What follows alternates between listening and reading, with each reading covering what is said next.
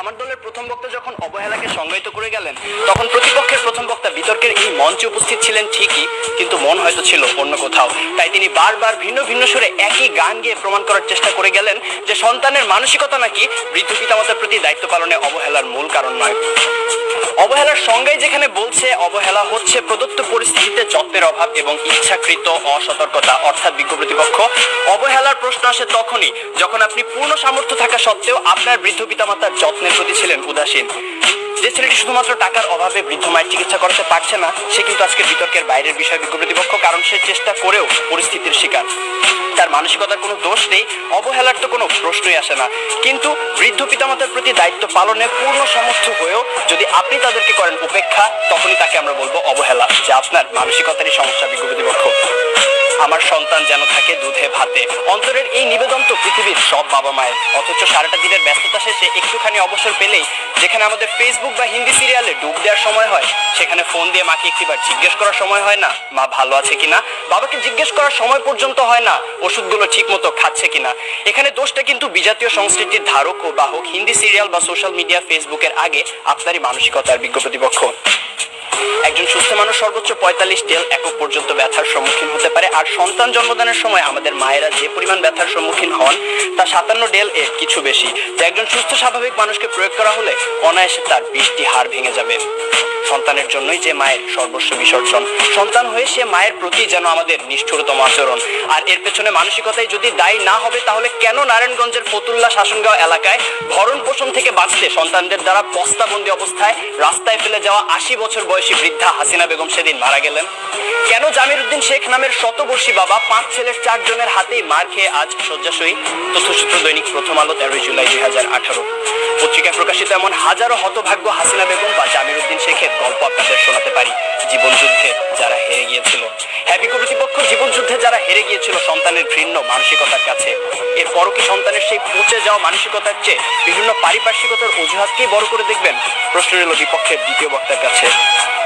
প্রতিপক্ষের প্রথম বক্তা বলে গেলেন যে সন্তানেরা নাকি এখন সময়ই পাচ্ছে না তার বাবা মার সাথে ব্যয় করার, অর্থাৎ ব্যস্ততার কারণে তারা সময় দিতে পারছে না তাদের বাবা মাকে। আসলে সত্যি কথা বলতে জানেন কি বিজ্ঞ প্রতিপক্ষ, এই পৃথিবীতে সময়ের অভাব বলে কিছু নেই, সবকিছুই নির্ভর করে আপনার প্রাধান্যের উপর। তাই দিন শেষে আপনার প্রাধান্য যদি পিতামাতা না হয়ে হয় ডিজনি প্লাস বা নেটফ্লিক্স, মানসিকতার দিকে আঙুল তো উঠবেই। মাননীয় সভাপতি প্রতিপক্ষের প্রথম বক্তার বক্তব্য থেকে এটাই পরিষ্কার যে তারা মানসিকতা নয়, বরং সন্তানের সুশিক্ষার অভাবকেই দায়ী করে গেলেন, যার কারণে প্রভাবিত হচ্ছে মানসিকতা। মাননীয় সভাপতি, কোনো কিছুই তো আপনা আপনি দূষিত হয় না। এখন কেউ যদি ধূমপান করে বলে যে সিগারেটে থাকা নিকোটিনের কারণে তিনি ক্যান্সারে আক্রান্ত হয়েছেন, এখানে ধূমপানের কোনো দোষ নেই, তাহলে বিষয়টি কি নিতান্তই হাস্যকর নয় বিজ্ঞ প্রতিপক্ষ? তাই আজ বুঝেই হোক আর না বুঝেই হোক, আপনারা কিন্তু বৃদ্ধ পিতামাতার প্রতি দায়িত্ব পালনের অবহেলার মূল কারণ হিসেবে সেই মানসিকতাকেই দায়ী করে গেলেন। ধন্যবাদ আমাদের সাথে একমত পোষণ করার জন্য। প্রতিপক্ষের প্রথম বক্তার মতে বর্তমান সমাজে বাবা মায়ের মধ্যকার অশান্তি, ঝগড়া ইত্যাদি দেখে অবহেলায় একটি বড় হওয়া একটি সন্তান তো সেগুলোই শিখবে। কিন্তু বিজ্ঞ প্রতিপক্ষ একই পরিবারে বেড়ে ওঠা 2টি সন্তানের মধ্যে যখন এক ভাই হয় সমাজে উচ্চ প্রতিষ্ঠিত আর আরেক ভাই হয় মাদকাসক্ত বেকার, তখন আপনি কি বলতে চাইছেন যে তাদের বাবা মা তাদের দুরকম শিক্ষা দিয়েছে? অর্থাৎ আমি এটাই বোঝাতে চাইছি যে পরিস্থিতি যেমনই হোক না কেন, ভালো মন্দের বিচার করার মানসিকতা বা বিবেক সে তো আপনারই হাতে।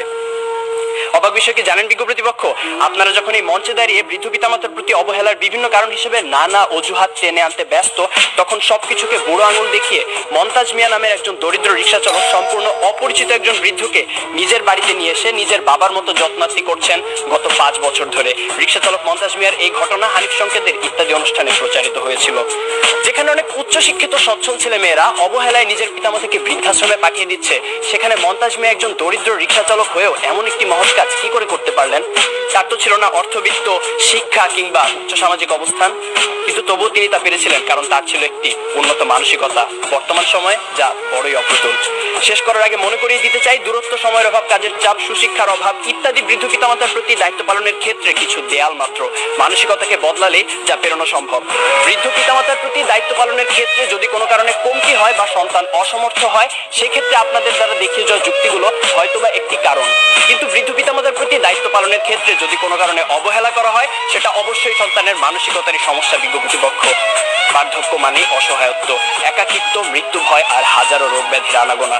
জীবনের যে সময়টায় আমাদের সবচেয়ে ভালোবাসার মানুষ বাবা মায়ের সবচেয়ে বেশি প্রয়োজন হয় আমাদের, তখন কেন আমরা আমাদের মানসিকতাকে কবর দিয়ে দূরে ঠেলে দিব তাদের? তাই বিজ্ঞ কর্তৃপক্ষ, আসুন আমরা আমাদের মানসিকতাকে বদলাই।